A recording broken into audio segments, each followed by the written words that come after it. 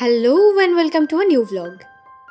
সকালবেলা ঘুম থেকে উঠে কিন্তু যে কাজগুলো করণীয় সেগুলো সেরে নিয়েছি। এখন চলে যাব রান্নায়। তো দেখতে থাকো আজকের ভ্লগ। আজকে বানিয়েছিলাম তড়কা আর রুটি।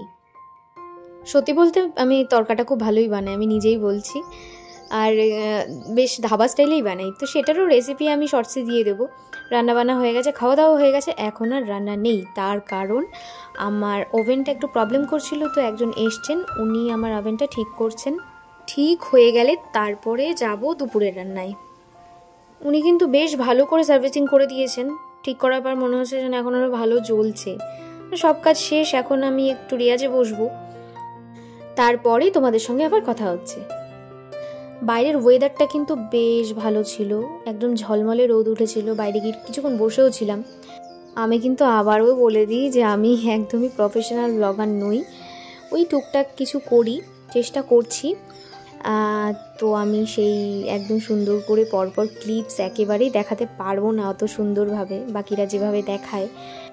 আমার শেখাটা পুরোটাই তোমাদের সাপোর্টের ওপর ডিপেন্ড করছে।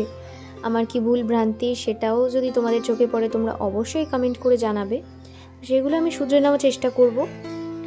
আর দেখা যাক কতদূর কি করতে পারি। আর সেরকমভাবে ভিউয়ার্সও বাড়ে না বলে একটু মন খারাপ লাগে, হতাশ হয়ে যায় মাঝে মধ্যেই। তো কি করা যাবে, তারপরে আবার চলে যাই ভিডিও বানাতে। তোমরা একটু পাশে থাকলেই আমি নিশ্চয়ই কিছু করতে পারবো।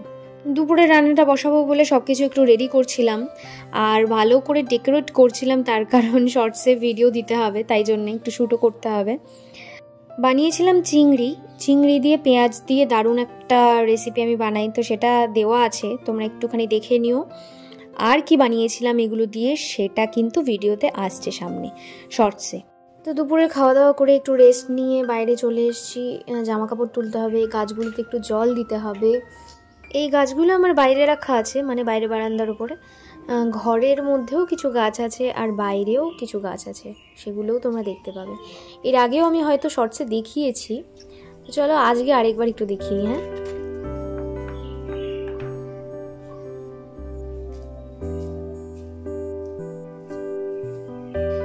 এই কমলালেবু গাছটা না আমি বাড়ি থেকে আসার সময় নিয়ে এসেছিলাম। এবারে শীতে গোলাপ গাছগুলোতে বেশ ভালোই ফুল ফুটেছে। জামা কাপড় তুলতে তুলতে হাজবেন্ডও চলে এসছে। চাটা খেয়ে একটু বেরোনোর ইচ্ছে আছে। কোথায় বেরোচ্ছি সেটা তোমরা ভিডিও দেখলেই জানতে পারবে, তো চলো দেখতে থাকো।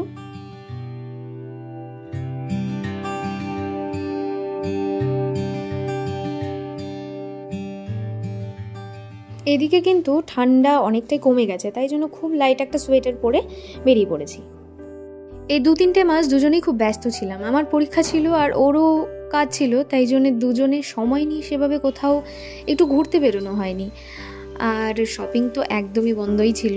তো অনেক দিন পর চলে এসেছি বাজার কলকাতায় শপিং করতে, তো চলো দেখতে থাকো। এর আগে একদিন এসে আমি আসলে কতগুলো ড্রেস দেখে গেছিলাম, খুব ভালো লেগেছিল, সেদিন আর নেওয়া হয়নি। তো আজকে চলে এসেছি আবার সেই ড্রেসগুলো নিতে। আবার সেগুলো নিতে গিয়ে আবার অন্যগুলো চোখে লেগে গেছে। কি কি নিয়েছি সেটা তো তোমরা জানতে পারবে শর্টসে। আমি কিন্তু এখন রয়েছে ওয়েস্টার্নের দিকটায়, তো তোমাদের কিছু কালেকশনস আমি দেখানোর চেষ্টা করছি। আর এখানকার কালেকশনস কিন্তু আমার বেশ ভালো লেগেছে, ভ্যারাইটিস অনেক বেশি। শুধু যে ওয়েস্টার্নসের কালেকশনস বেশি তা কিন্তু নয়, ট্র্যাডিশনালের দিকে কিন্তু গেলে চোখ একদম আটকে যাবে, ওদিকেও খুব ভালো ভালো কালেকশনস রয়েছে। আর আমি কি কি ড্রেস ট্রায়াল দিয়েছি, কি কি নিয়েছি সেটার জন্য কিন্তু শর্টস ফলো করতে হবে। এই দিকটা কিন্তু ট্র্যাডিশনাল ড্রেস রয়েছে। আমি বেশি কিছু ক্লিপস নিতে পারিনি, তার কারণ ওখানে ভিডিও নেওয়া বারণ ছিল। তবু কি হয়েছে, কিছু কিছু দেখাতে পেরেছি। তো হয়ে গেল আমাদের শপিং, চলো বাড়ির দিকে যাওয়া যাক।